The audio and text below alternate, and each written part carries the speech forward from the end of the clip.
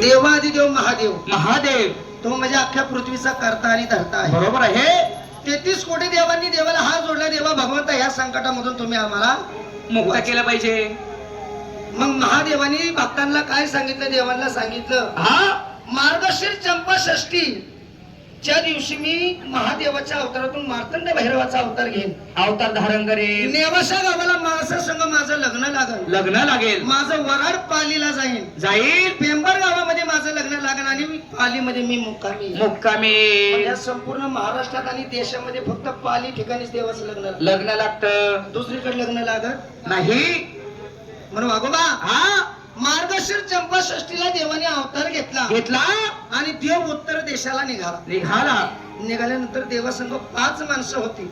हा ती 5 माणसं कोणती कोणती आहेत? स्वतः देव, देव, देवाची अर्धांगीण माळसा, माळसाबाई, देवाचा घोडा गंग्यावारो, गंग्यावारू, देवाचा पुत्र भोल्या गुला आणि देवाने चोरून ठेवलेली जटेतली गंगा. गंगा. अशी 5 माणसं निघाल्यानंतर त्यांना एक धनगर बाळा लागला. धनगराच्या लोकांनी देवाला 2 हात तिसरं मस्तक जोडलं. देवाला म्हणले देवा असं करा, इथून पुढे जाऊ नका, जाऊ नका.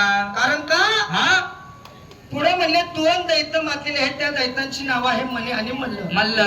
ही दैत्य काय करतात? 6 मैलाचा मनुष्य तोंडाच्या वाफेने खेचून खातात. खातात. देवा तुम्ही काय जाऊ नका.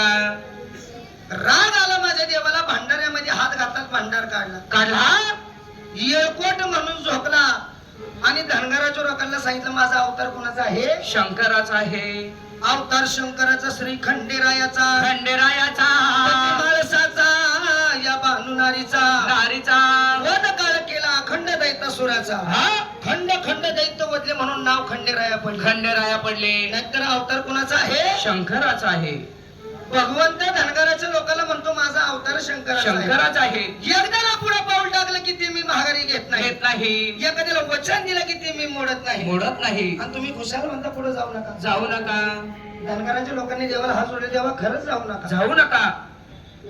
देवा तुम्हाला जर जायचं असेल असं तर तुमच्या 5 माणसाचा एक माणूस आमच्यापाशी ठेवा आणि तुम्ही पुढे जा. पुढे जा.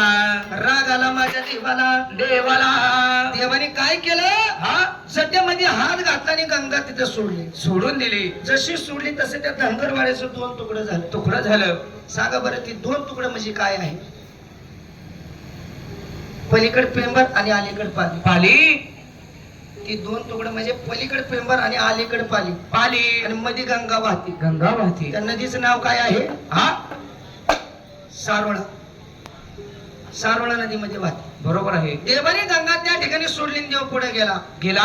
मनी मला दैत्यांचं आणि देवाचं युद्ध सुरू झालं. सुरू झालं. शंकरांनी धरिला अवतार, शंकरांनी धरिला अवतार, देव झाले मार्तंड मल्हार. शंकरांनी धरिला अवतार, देव झाले मार्तंड मल्हार. शंकराने धरिला अवतार, देव झाले मार्तंड मल्हार. शंकराने धरिला अवतार, देव झाले मार्तंड मल्हार. शंकरांनी धरिला अवतार आणि देव झाले मार्तंड मल्हार. मार्तंड मल्हार. मग देव पुढे गेल्यानंतर दैत्यांचं आणि देवाचं युद्ध झालं. झालं.